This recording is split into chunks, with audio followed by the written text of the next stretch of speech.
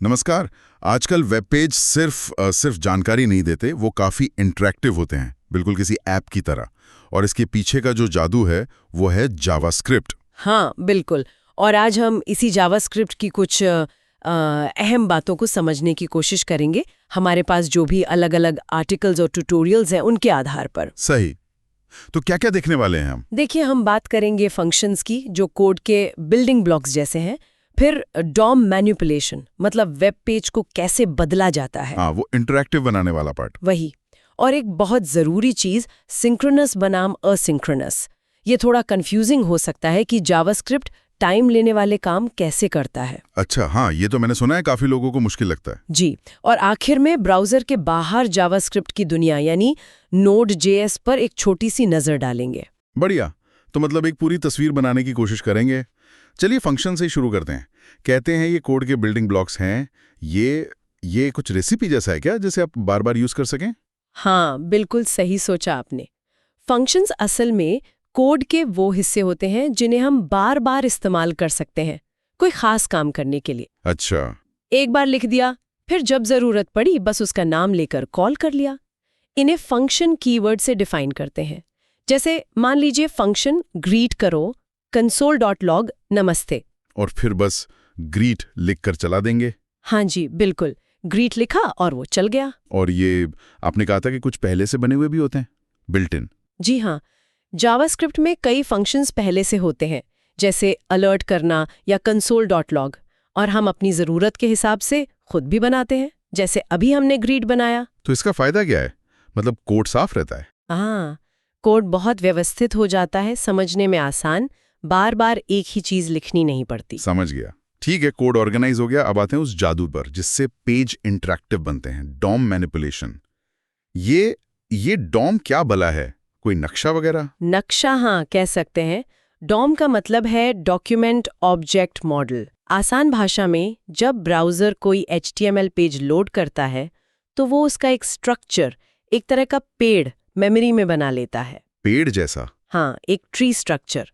JavaScript इसी structure, इसी Dom के जरिए पेज के हर एक हिस्से से बात कर सकता है, चाहे वो कोई बटन हो, कोई पैराग्राफ हो या इमेज। ओह, तो मतलब जावास्क्रिप्ट इस डॉम को पढ़ भी सकता है और बदल भी सकता है। बिल्कुल, यही तो इसकी ताकत है।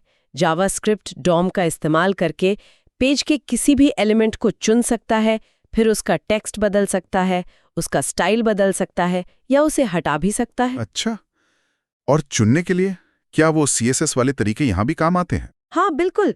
document.querySelector या document.getElementById जैसे मेथड्स होते हैं, जिनसे आप पेज के किसी भी एलिमेंट को CSS सिलेक्टर या उसकी ID से पकड़ सकते हैं।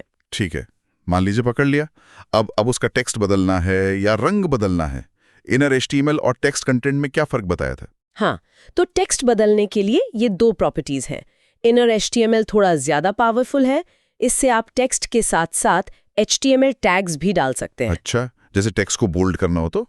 हाँ, element.innerHTML is equal to strong जरूरी टेक्स्ट, ऐसे। लेकिन टेक्स्ट कंटेंट सिर्फ प्लेन टेक्स्ट बदलता है, वो HTML टैग्स को टेक्स्ट की तरह ही दिखा देगा। ओके।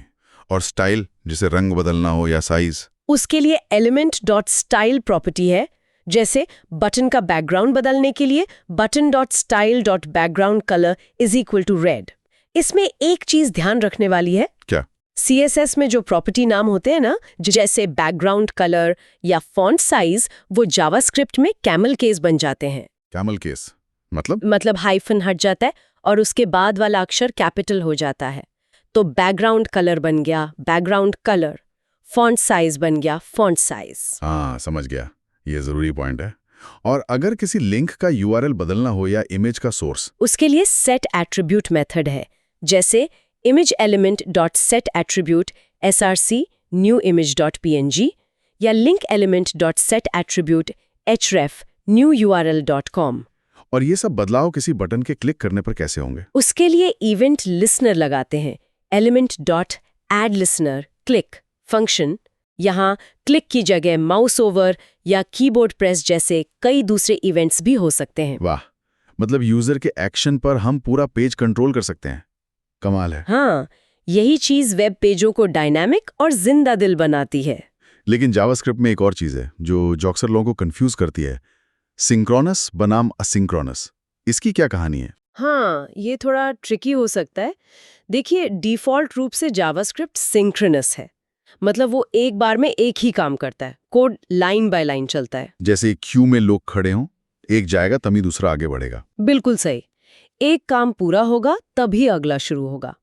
ज्यादातर कामों के लिए ये ठीक है। लेकिन दिक्कत कब आती है? दिक्कत तब आती है जब कोई काम बहुत टाइम लेता है।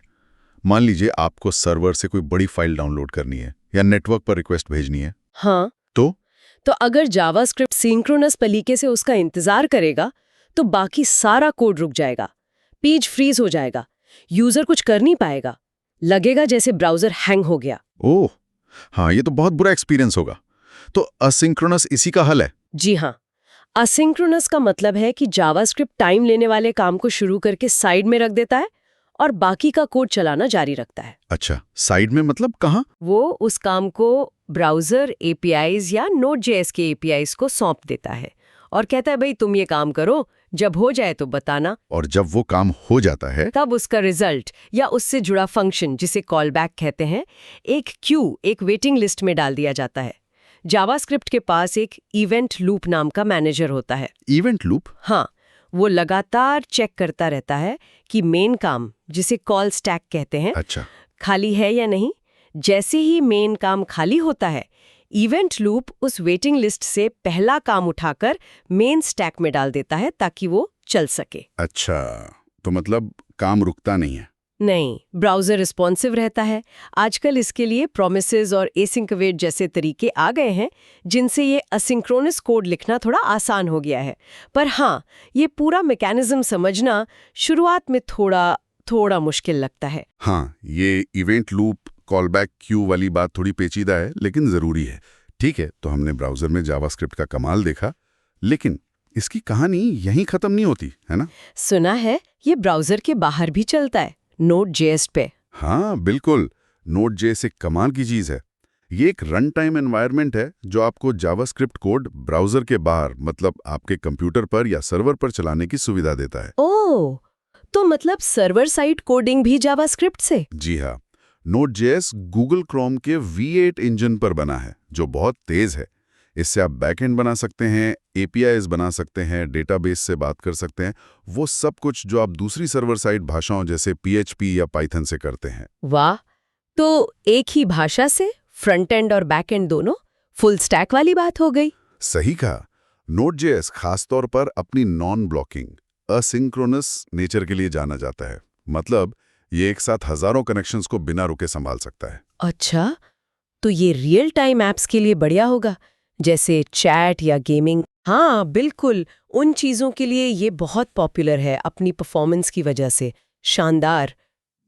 तो अगर हम आज की बातचीत को समेटें, हमने फंक्शंस देखे कोड को ऑर्गेनाइज करने के लिए, फिर डॉम मैनिपुलेशन पेजों को इंटरैक्टिव बनाने के लिए। हाँ, फिर सिंक्रोनस और असिंक्रोनस का फर्क समझा, वो टाइम मैनेजमेंट वाली पहेली, और आखिर में नोड.जेएस के साथ जावास्क्रिप्ट का सर्वर साइड रूप देखा। बिल्कुल। ये सब दिखाता है कि जावास्क्रिप्ट कितनी वर्सेटाइल, कितनी बहुमुखी भाषा है और क्यों ये आज वेब डेवलपमेंट का इतना अहम हिस्सा है। हाँ, ये तो है। पर एक सवाल मन में आता है। हमने देखा कि असिंक्रोनस जैसी चीजें थोड़ी मुश्किल हैं, है ना? तो फिर भी जावास्क्रिप्ट ही क्यों वेब की एक तरह से कहें तो राजा बनी हुई है? क्या इसकी इन्हीं मुश्किल चीजों को समझना इसकी असली ताकत को अनलॉक करता है? ये बहुत अच्छा सवाल है।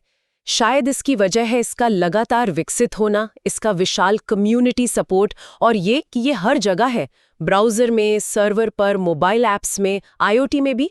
और हाँ, यकीनन इसकी गहराइयों को, इसकी मुश्किलों को समझना डेवलपर्स को वो ताकत देता है जिससे वो वाकई में कुछ बेहतरीन और पावरफुल बना सकें। बहुत खूब। इस गहरी और जानकारी भरी चर्चा के लिए आपका बहुत बहुत धन्यवाद। शुक्रिया। उम्मीद है हमारे श्रोताओं को जावास्क्रिप्ट की इन मुख्य बातों की एक साफ तस्वीर मिली हो।